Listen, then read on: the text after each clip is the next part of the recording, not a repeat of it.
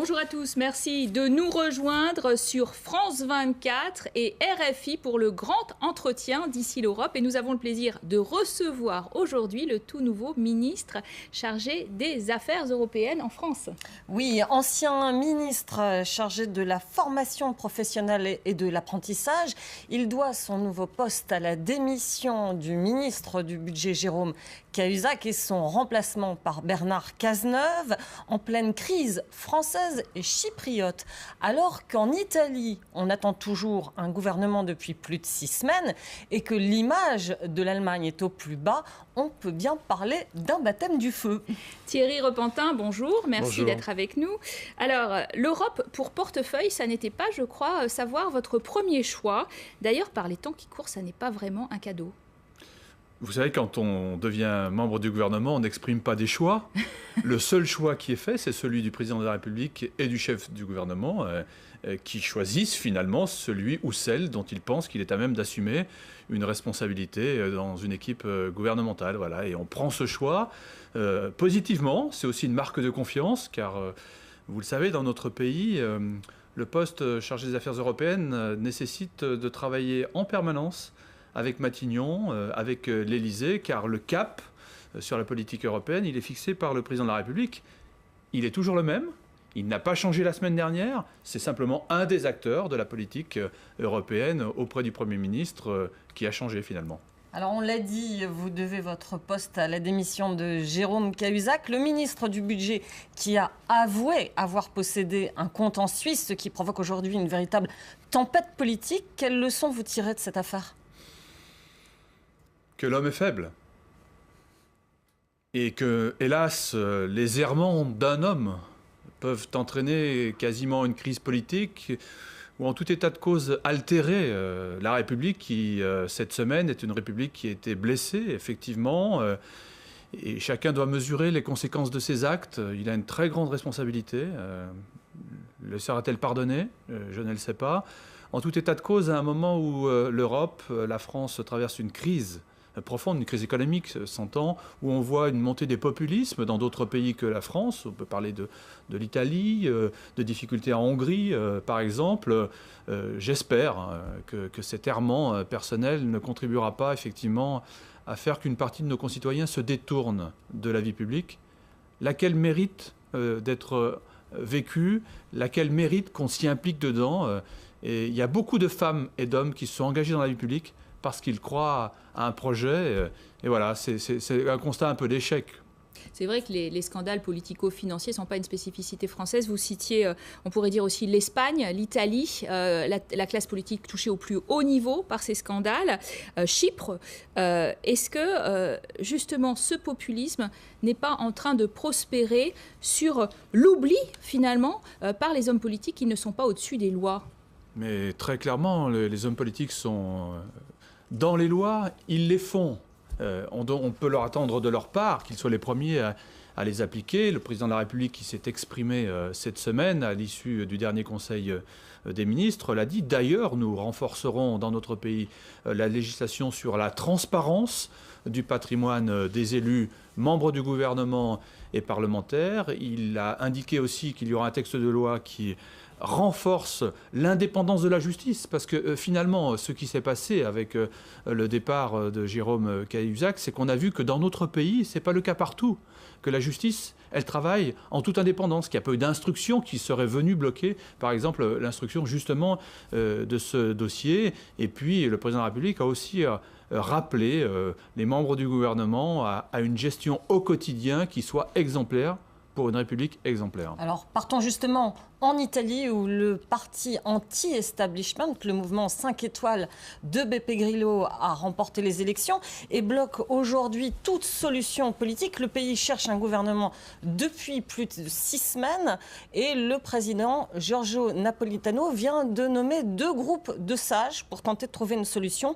On écoute ce reportage de Georges Lederich.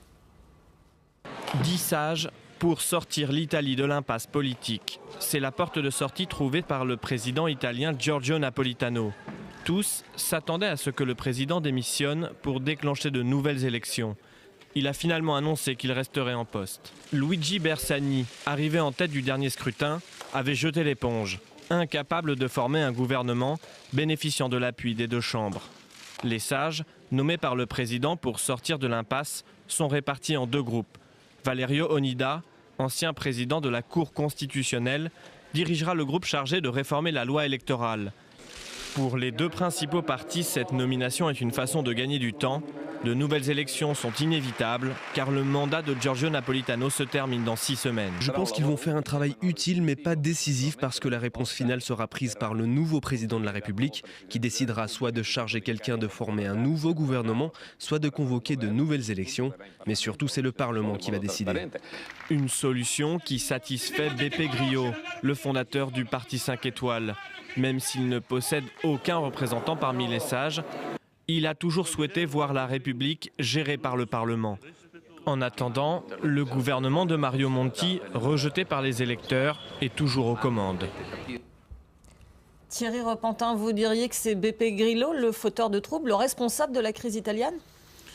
Non, mais en tout état de cause, le désarroi des peuples, quand il y a une crise économique, quand il y a une crise institutionnelle, conduit aussi à ce que certains pensent qu'à des situations complexes, il puisse y avoir des solutions simplistes. N'est-ce pas un rejet, tout simplement ? C'est un rejet. C'est aussi l'expression d'un désarroi, montée du populisme. Et moi, j'espère vraiment que nos amis italiens retrouvent rapidement un gouvernement. On en a vraiment besoin dans l'Union européenne. Ce pays voisin, qui est le mien d'ailleurs comme élu de Savoie, qui était dans le club des pays qui ont formé l'Europe en 1957 au traité de Rome. C'est la troisième économie de la zone euro maintenant, Absolument. Une dette qui cumule à 130% de son PIB et une incertitude sur son avenir maintenant qui pèse avec des taux d'intérêt qui à nouveau sont en train de grimper. C'est évidemment inquiétant pour eux, les Italiens, et pour l'ensemble de la zone euro. Oui, même si nos amis italiens ont toujours eu l'intelligence des solutions atypiques. C'est un pays qui a connu beaucoup de crises économiques, des crises politiques, et ils ont toujours retrouvé dans leur sein, sur la péninsule, finalement, les solutions que nous n'aurions pas imaginées nous-mêmes. Moi, je fais confiance à ce grand homme qui est Napolitano, président sortant. Nous avons besoin de l'Italie dans le concert des nations. Nous avons de grands projets, d'ailleurs, à porter ensemble, comme par exemple la grande infrastructure entre la France et l'Italie, le Lyon-Turin ferroviaire. Alors parlons d'un tout petit pays, Chypre, 0,2% du PIB de la zone euro. Trop petit pour poser quelconque danger, nous avait-on dit. Et pourtant, avec un plan de sauvetage mal ficelé, on a réussi à affoler la population et les marchés. Est-ce que l'Europe a très mal géré cette crise chypriote ? Moi, je crois qu'il faut quand même dire à nos téléspectateurs que les instances de la zone euro ont décidé très rapidement, finalement, d'agir, et d'agir résolument. Une première solution a été trouvée. Ce n'était pas la solution que prenait d'ailleurs la France, puisque la France souhaitait qu'il n'y ait pas atteinte. Non, qu'il n'y ait pas atteinte, effectivement, aux économies des épargnants les plus modestes, en quelque sorte. Et ce sont même les autorités chypriotes qui ont poussé les pays de la zone euro en disant « nous souhaitons que, finalement, l'effort soit partagé par tout le monde ». Ça n'a pas été accepté par le Parlement, donc il y a eu plutôt un rejet du Parlement chypriote par rapport à une solution qui était pourtant portée... Tout le monde se renvoie un peu la balle qui était sur pourtant cette question chypriote. Par le gouvernement chypriote. Ceci étant... Il faut regarder les choses quand même avec un petit peu de recul. Qu'est-ce qui s'est passé ? Les pays de la zone euro ont trouvé la solution.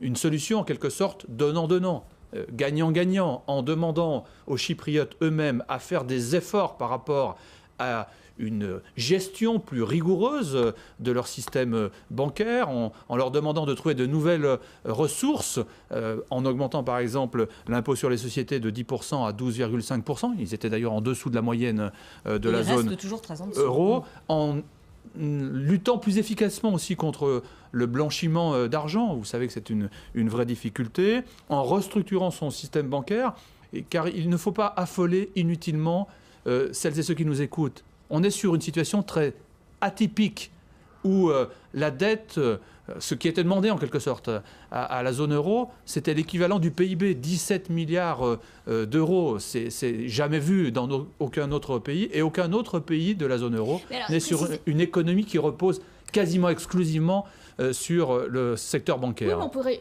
aussi arguer que précisément l'Europe a fermé les yeux sur cette économie casino, ou en tout cas ne s'en est pas intéressée, s'y est pas intéressée assez rapidement, cette lessiveuse d'argent russe aux origines douteuses précisément, et que les Européens du coup ont décidé de frapper très fort en liquidant les principales banques du pays aujourd'hui. Et un peu tard. Alors en liquidant une des deux banques principales, peut-être tardivement, ça du coup nécessite qu'on réfléchisse à l'avenir de l'union bancaire. La zone euro a fait beaucoup d'avancées au cours des 10 derniers mois, notamment en donnant la possibilité de mettre en quelque sorte sous un contrôle continu de la Banque centrale européenne les grandes banques systémiques, celles qui, si d'aventure elles avaient une difficulté, pourraient déstabiliser le système, et toutes les autres banques plus modestes peuvent être expertisées par la Banque centrale européenne. C'est les problèmes de supervision bancaire. Je ne veux pas rentrer dans les termes techniques. Ça veut dire aussi peut-être que nous devons être plus exigeants dans l'avenir que nous ne l'avons été par le passé,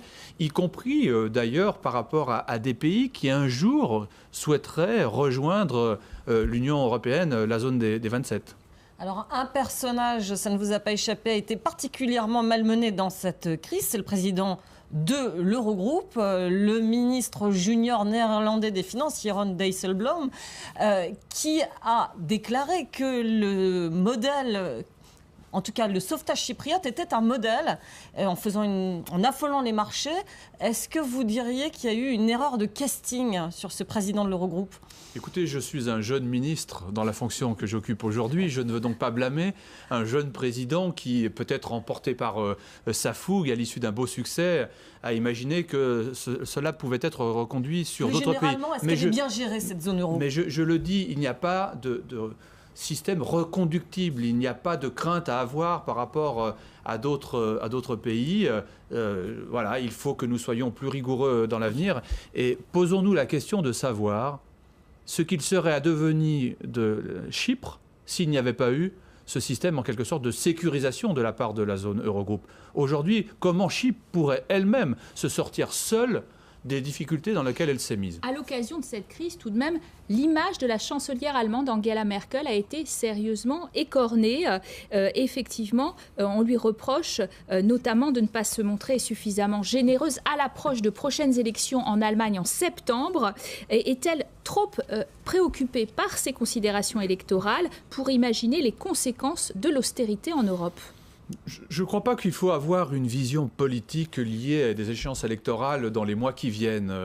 Par ailleurs, l'Allemagne, vous savez, c'est un partenaire vraiment particulier pour la France. Je crois qu'il n'y a dans aucune autre partie du monde une relation bilatérale comme nous l'avons entre la France et l'Allemagne. C'est une relation unique, importante pour l'Union européenne parce que c'est autour d'une solution souvent élaborée entre la France et l'Allemagne qu'on arrive à avoir une solution à l'échelle des 27. Si vous me dites, est-ce qu'elle est toujours aussi bonne ? Oui. Est-ce qu'elle est toujours aussi équilibrée ? Peut-être, d'ailleurs, s'est-elle, madame, rééquilibrée au cours des 10 derniers mois. Peut-être s'est-elle rééquilibrée au cours des 10 derniers mois, car j'ai le sentiment que sur le tandem, désormais, il n'y en a pas un qui tient le guidon et l'autre qui pédale.